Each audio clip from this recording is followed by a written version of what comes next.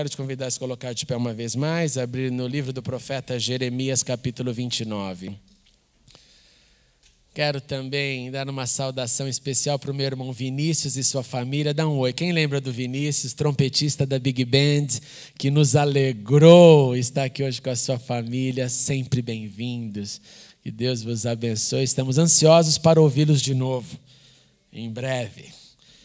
Jeremias 29, nós vamos ler a partir do verso 10.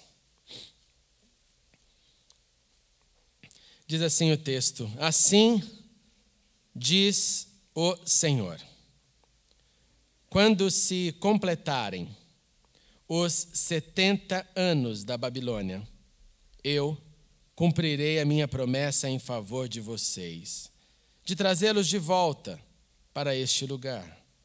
Porque sou eu que conheço os planos que tenho para vocês, diz o Senhor. Planos de fazê-los prosperar e não de lhes causar dano. Planos de dar-lhes esperança e um futuro. Então, vocês clamarão a mim, virão orar a mim, e eu os ouvirei. Vocês me procurarão e me acharão, quando me procurarem de todo o coração. Oremos uma vez mais. Obrigado, Senhor, por este culto, pela liberdade que temos, por esse domingo, por o dia que se chama hoje, dia que, como família da fé, diante de Ti, estamos e estaremos. Muito obrigado pela liberdade, Senhor. Nós também oramos nessa hora pelas nossas crianças, que recebem nessa hora a semente, a palavra da verdade. Ser com todos os professores e professoras, abençoe, Senhor, aquele tempo, e que seja um tempo de discipulado. Guarde as nossas crianças, e que todas elas venham um dia declarar a Jesus como único Senhor e Salvador. Nós lembramos também dos que sofrem nessa hora e não podem se reunir, e pedimos a Tua força sobre o Teu povo espalhado pela terra. Dá-nos agora da Tua bênção, do Santo Espírito, que nos ilumina a mente e o coração, e ajuda-nos a entendermos a Tua palavra, em nome de Cristo Jesus. Amém e amém. Podemos assentar.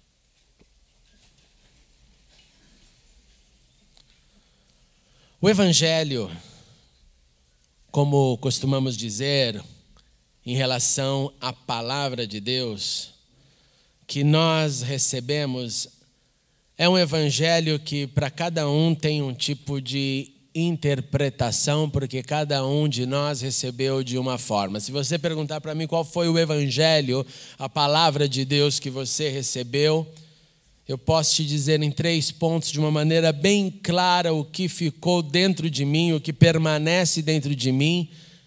E eu dou graças a Deus porque aprendi isso em casa. A lembrança que eu tenho, quando comecei a digerir e entender o que era o Evangelho, volto a falar, a palavra de Deus, não só o Evangelho, eram sim e continuam sendo as boas novas que salvam.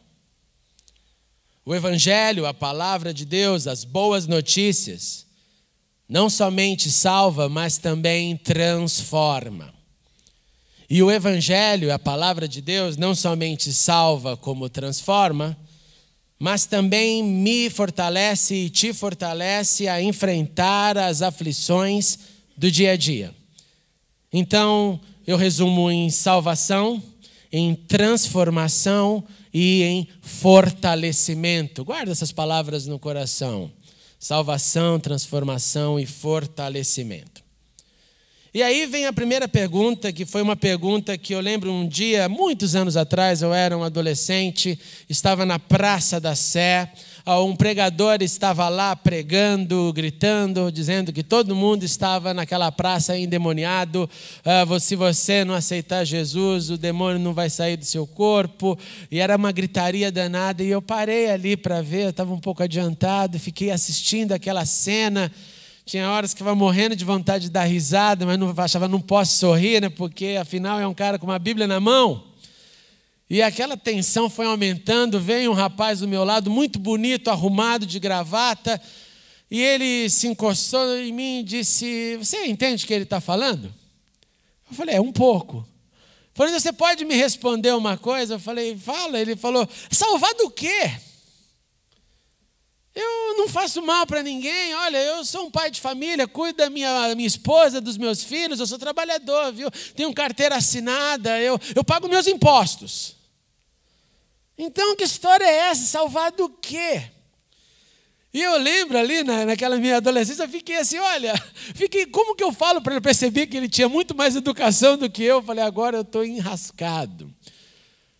Eu falei para ele assim: olha, não importa o que você seja, não importa o que você faça, você tem uma pendência, e essa pendência está na sua alma. E o que eu posso te dizer é que Deus tem um plano para a sua alma, Deus tem um perdão para a sua alma, mesmo você sendo um cara bem legal. E ele olhou para mim, ficou com aquele negócio, eu vi que ele ficou pensando, a conversa acabou ali, continuamos olhando para o pregador, eu fui embora, ele foi embora. Mas aquilo me deixou tão triste, porque eu sabia o que era salvação no meu coração, eu recebi de pequeno, de criança, então era uma coisa meio ali. Eu não entendo o que quer dizer. Mas eu não conseguia falar: olha, o pecado entrou no mundo, dá toda a descrição, desde o Gênesis, passando por o Antigo Testamento, passando pela graça, pelo poder de Cristo, pelo sangue de Jesus e tudo mais, e concluía, não tinha condições nenhuma. Mas foi o primeiro momento que eu parei para pensar: sim, o Evangelho então salva, isso que eu recebo é o que salva a minha vida, e salva-me do quê? Então foi a definição que veio com os anos. E a primeira que eu colocaria hoje na minha lista é: salva de mim mesmo. O Evangelho salva daquilo que você é, salva-nos da condenação que existe sim, desde Adão, salva-nos sim do pecado, salva-nos da vitória da morte. E aí nós perdemos completamente o medo de morrer. Eu costumo dizer, e vou afirmar isso a vida inteira: se você tem medo da morte, você tem sérias questões para resolver com o seu Deus. Não com a sociedade, com o seu Deus. Porque quem foi encontrado por Deus não teme a morte. Pelo contrário, grita bem alto: ó morte, onde está a sua vitória? Eu penso também sobre isso, eu penso: será que eu vou morrer primeiro que a Cecília? Será que ela vai morrer primeiro? Como vai ser esse momento final? E é importante pensar sobre a morte. Nós não gostamos. Mas se somos salvos em Cristo, é importante pensar. Eu acho que as minhas últimas palavras, se eu for primeiro, eu vou falar: Cecília, eu vou lá ver como é que é, se for ruim eu volto e te conto. Sendo bem sincero. Nós não sabemos como chegaremos naquele momento, no momento final. O que eu percebo é que no momento final a gente se conecta mais e mais com Deus, nós ficamos mais preocupados. Então a morte não tem mais vitória nenhuma. Então ele nos salva do que somos, salva-nos do pecado que herdamos, salva-nos do pecado que perpetuamos, salva-nos da vitória da morte. De acordo com Jesus, inclusive, essa convicção tem que ser motivo de alegria. E eu te jogo mais uma pergunta: quando foi o último momento que você se alegrou simplesmente por lembrar que você é um salvo? Mas presta atenção, eu digo alegria genuína. O que te faz sorrir verdadeiramente? Qual foi a última gargalhada que você deu? Sabe aquela que você tenta segurar a risada e não consegue? A risada explode de dentro de você. Porque Jesus olha para os seus discípulos e diz assim: que bom que vocês estão vendo o meu poder aí manifesto. Cura acontece, pessoas são libertas, contudo, alegrem-se porque os espíritos se submetem. Não se alegrem porque os espíritos se submetem a vocês, mas porque os seus nomes estão escritos nos céus. E aí Jesus começa a dar um mapa para a gente, falando de salvação. Ele fala que os nossos nomes estão escritos no céu. O que ele está dizendo, irmãos e irmãs? Jesus está nos informando que existe um controle celestial. E este controle celestial é onde os nomes estão registrados. Um livro com o meu nome, um livro com o seu nome. Como é esse livro? Não faço nem ideia. Se alguém disser que sabe, considere um mentiroso. Não temos ideia de como é esse livro. Mas Jesus diz primeiramente: existe um livro onde está escrito. Se você não se contentar com isso, você tem que ir para o Apocalipse de João. Aí tem mais clareza ainda sobre este método, sobre este controle. João diz assim: eu vi também os mortos, grandes, pequenos, de pé diante do trono. E, primeira vez, livros foram abertos. Segunda vez, outro livro foi aberto. Terceira vez, o livro da vida. Os mortos foram julgados de acordo com o que tinham feito, segundo que estavam registrados no livro. Quarta vez. Coincidência? O mar entregou os mortos que nele havia, e a morte e o Hades entregaram os mortos que neles havia. E cada um foi julgado de acordo com o que tinha feito. Então a morte, o Hades foram lançados no lago do fogo. O lago do fogo é a segunda morte. Acabou a história da morte. E aí? Se o nome de alguém não foi encontrado aonde? No livro da vida, este foi lançado no lago de fogo. Então Jesus não usou simplesmente de uma maneira assim ilustrativa, em efeito parábola. Não, a Bíblia nos mostra que há ali algum registro, algum formato. Nós aprendemos então que as boas novas que um dia nos salvou, ela continua a salvar o que crê. E essa dádiva de Deus deve ser algo que nos alegra, que nos faça sorrir. E quando eu me alegro e dou risada com alguma coisa, é quando eu presto atenção naquilo. Quando você não entendeu uma piada e não sorriu, você não entendeu uma piada e não sorriu quando não prestou atenção ou quando não entendeu a piada. Salvação não é piada, mas salvação demanda também a nossa atenção, o meu foco nela, para que isso gere esta alegria em mim e eu perceba que eu não vivo simplesmente para cuidar dos meus dias, dos meus afazeres, não, é essa alegria que é uma força que dirige todos os meus passos. Mas o Evangelho, as boas notícias, além de ser o caminho para a salvação na revelação de Cristo, ele também nos transforma. O Senhor é Espírito e liberdade. O Espírito, onde está o Espírito, ali há liberdade. Todos nós, com a face descoberta, contemplamos a glória do Senhor. E nós fomos e nós somos transformados de glória em glória. Transformação é previsto, salvação vem em seguida da transformação. E a transformação é um processo, e você sabe bem disso, é um processo às vezes muito doloroso. Dói ser transformado. Dói perceber que você gostaria de estar numa escala de 0 a 10, em 9 você continua no 4. Dói olhar para dentro de si e ver, principalmente quando são erros crônicos e erros que você não conseguiu ainda se livrar dele. Confesse para a pessoa que está do seu lado um erro que você ainda não conseguiu se livrar dele depois de toda essa caminhada que você tem tido, a despeito do tempo. Vai lá, 1 minuto, rapidinho. Algo que você tem lutado e não conseguiu ainda se livrar, algum traço dentro de você. Algo que você vê constantemente pedindo perdão para Deus.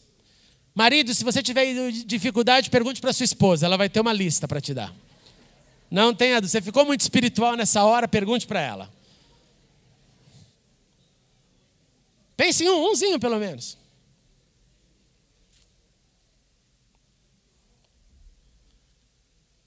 Por que você ainda não conseguiu se livrar disso? Porque é fácil? De tão fácil você não conseguiu se livrar? Não, é ao contrário, é porque é muito difícil. Nós não dizemos, todos nós que confiamos em Deus, você não diz, fala, quem confia em Deus aqui? Oh, amém. Quem acredita em Deus? Amém. Até a bomba cair na sua mão. Aí o primeiro comportamento é começar a distribuir o problema para os outros. Não é assim que eu faço e que você faz? Primeiro que eu falo, não, sozinho na minha mão vai ser difícil, eu preciso dividir, preciso de ajuda dos meus irmãos. E nisso Deus começa então a me transformar. Ah, agora chamei sua atenção, né? Que bom, agora nós prosseguimos então. Transformar dói. Tem infinitas pessoas e muita gente que fala, diz, olha, eu não quero mudar não, eu sou assim, eu não vou mudar.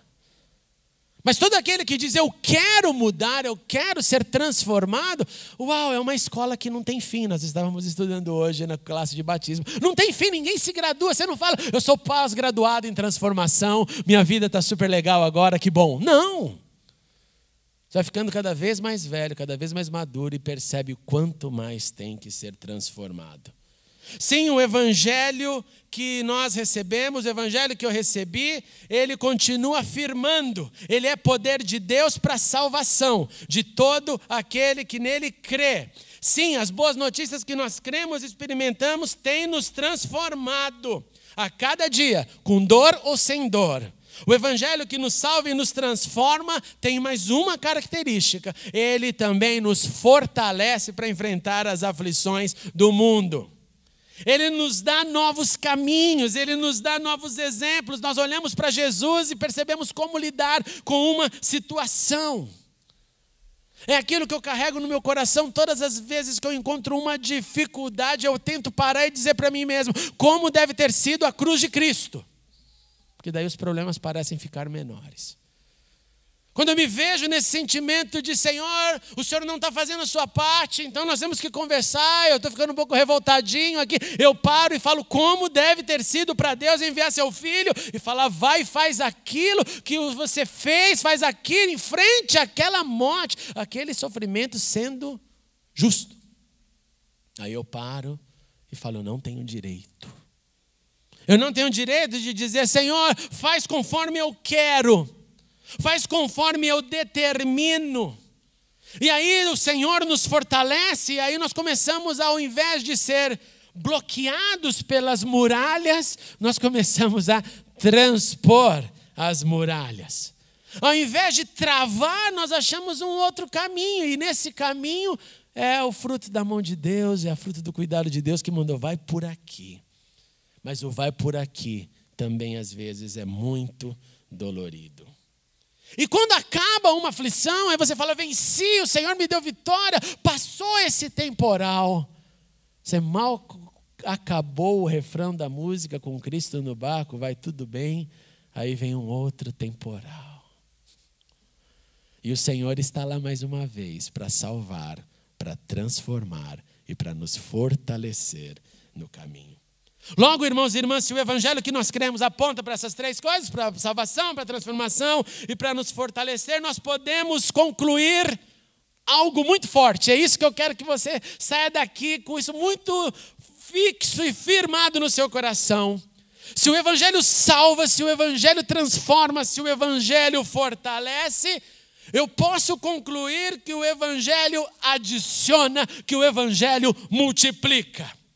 As boas notícias de Deus nos trazem adição e geram multiplicação. Eu posso concluir que o plano de Deus é manifestado em mim e em você, e nós fomos adicionados com muitas coisas lindas. Deus adicionou a partir do que eu não tinha, Deus multiplicou a partir do que eu possuía. Adição do quê? O que veio a mim e a você? E eu fiz uma lista. Primeiro, Deus nos adicionou vida abundante. Vida abundante é uma vida que ela vai além do simples viver. Vida abundante é olhar para a vida e perceber que ela é muito mais do que comer o pão, trabalhar, ter dinheiro, gastar o dinheiro e administrar o dinheiro.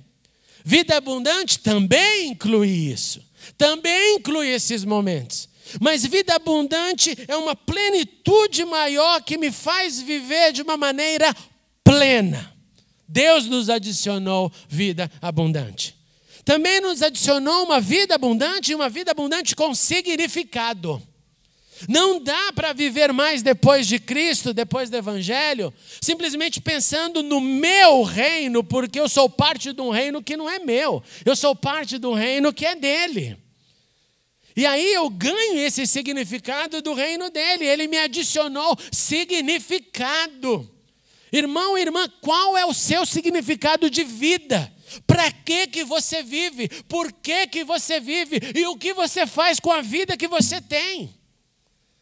A adição que ganhamos com salvação, transformação e força gera em mim significado. Adicionou em mim, em você, significado. Essa adição me fez com que eu que viva todos os dias uma vida perdoada. Uma vida justificada. Uma vida que sim, como eu disse, vai cometer os seus erros, mas já sabe de início que o sangue de Jesus nos perdoa de todo pecado. Eu amo a linguagem de Paulo, ele já vos abençoou, já aconteceu. É como se fosse passado manifesto no presente. Então foi adicionado em mim e você uma vida sem culpa pelo sangue de Jesus, não pelas suas nem as minhas boas ações. Foi adicionado em mim uma vida que pode amar a Deus e amar ao próximo. As nossas capacitações de amar, elas são expandidas com Deus.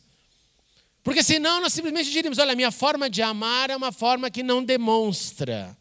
Aí vem Deus e você começa a ver a demonstração de Deus diante do amor que Ele tem. Aí você fala, poxa, se eu tenho que ser como o Senhor, eu tenho que demonstrar o meu amor. E se eu tenho que demonstrar o meu amor, eu tenho que fazer ele se tornar real. Aí aquele que dizia, eu não consigo demonstrar amor, tem que aprender a demonstrar amor. Porque é transformado a partir da adição. Deus também adicionou em nós uma vida que crê. Uma vida que confia em algo maior, em algo superior. E esse algo maior, superior, não é o sagrado distante, é o Pai. Aí eu olho para a vida, com as complexidades da vida, mas eu sei que eu tenho um Pai, e eu choro no colo desse Pai. E eu falo, Pai, me ajude.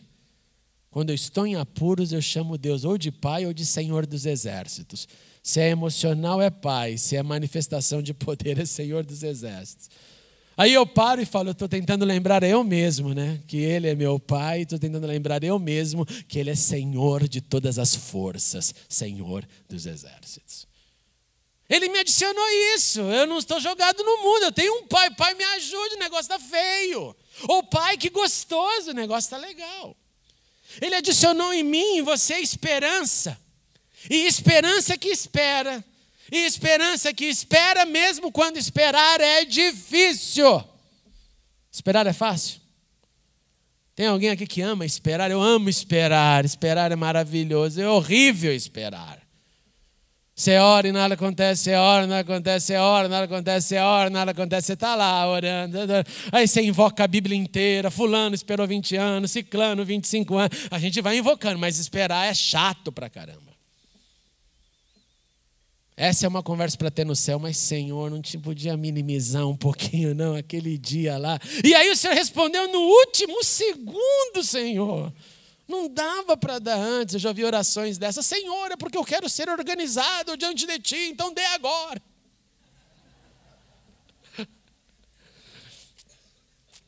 Quando eu fui para Londres a primeira vez, eu não tinha um tostão no bolso. Mas eu louvo a Deus porque meus pais confiavam em mim e sabiam do Deus que eu servia. E eles falaram, se Deus falou para você, você vai. Mas não tinha dinheiro. Não tinha dinheiro. E meus pais tiveram coragem ainda de sair e comprar a mala. Pais, fé. Você transmite fé para os seus filhos. Eles saíram e compraram a mala. Aquelas malas horrorosas, enormes. E eu fiz a mala. Pus todas as coisas, pus um monte de cobertas. Meu maior medo era passar frio na Inglaterra. Tinha mantas, cobertor. E eu lembro que eu fiz a mala, liguei para a agência, falei, quando que é o último dia para pagar? Sábado até meio-dia. Se você não der sinal, esse dinheiro acabou. E meus pais fizeram a parte deles, me deixaram, André, como que você vai ficar? Pai, mãe, eu só vou fazer o que eu entendo que eu posso fazer agora. Eu já tinha vendido todas as minhas coisas, meus pertences, minhas coleções, tudo. Aí eu me ajoelhei, eu nunca me esqueço de me ajoelhei, botei minha cabeça na mala e falei, o Senhor me chamou. Eu já vendi tudo, eu não tenho mais nada. Está tudo aqui. Tinha um último equipamento que eu não tinha conseguido vender. Mas não vai dar mais tempo, Senhor. Eu não sei mais o que fazer. E eu fiquei ajoelhado ali. Foram horas, irmãos. Foram horas. Uma coisa que eu aprendi foi orar na solitude do quarto, quando só o Pai que te vê em secreto te abençoa. Só um parênteses, não perca a tua chance de orar. Orar, se esvaziar. Não é oração, fast prayer.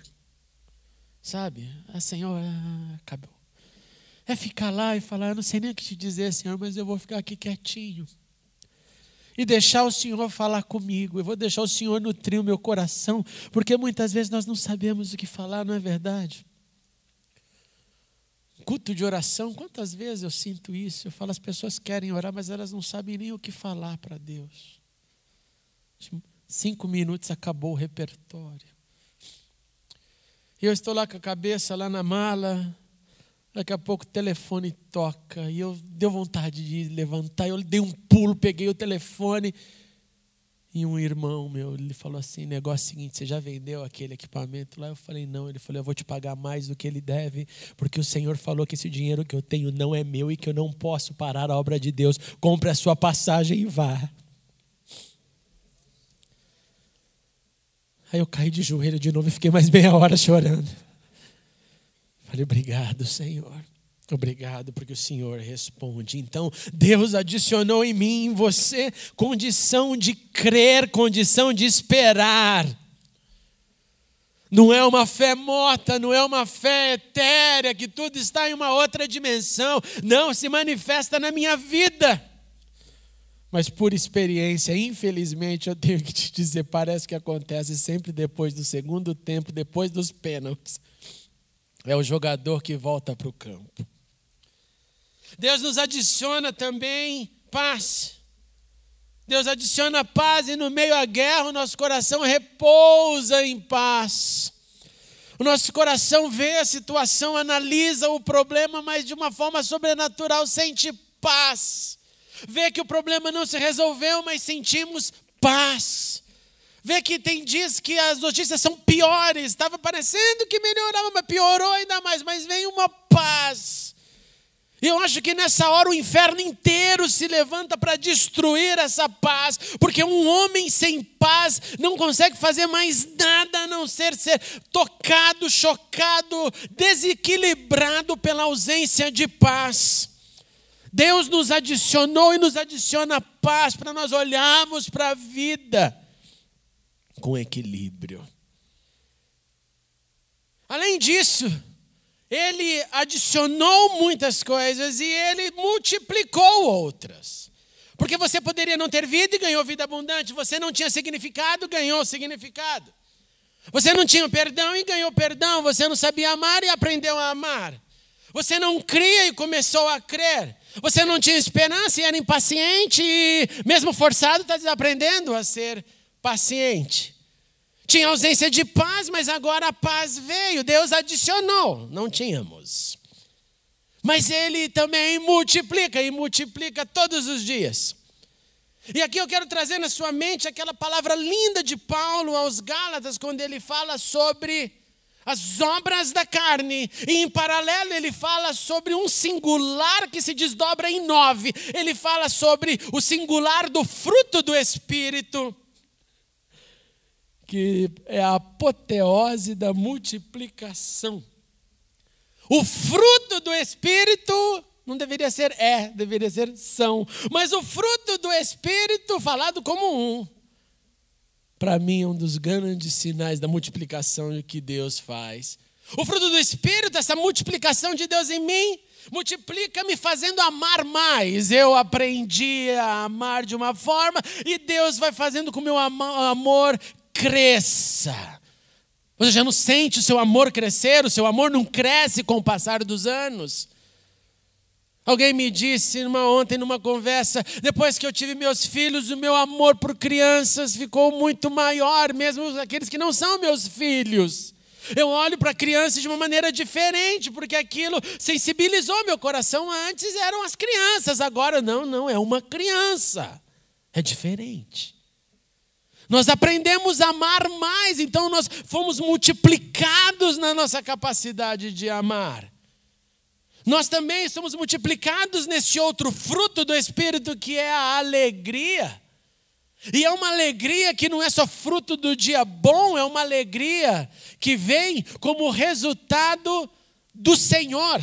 A alegria do Senhor é a nossa força, Deus é a fonte e eu recebo dele essa força, e essa força vem com alegria, porque força que vem em depressão, força que vem deprimida, força que vem num estágio de melancolia, não me ajuda muito, raras exceções. De que a melancolia ou de que a tristeza, que o introvertimento vai fazer com que gere ideias, criatividade. Na geral, falando é que nós somos mais fortalecidos com otimismo, com força, com alegria, e não com tristeza, não com pessimismo. Deus nos multiplica essa plenitude de paz. Essa paz então não é mais para mim. Eu ganhei a paz, mas a paz não é só para mim. A paz é para mim, é para você, a paz é para todos.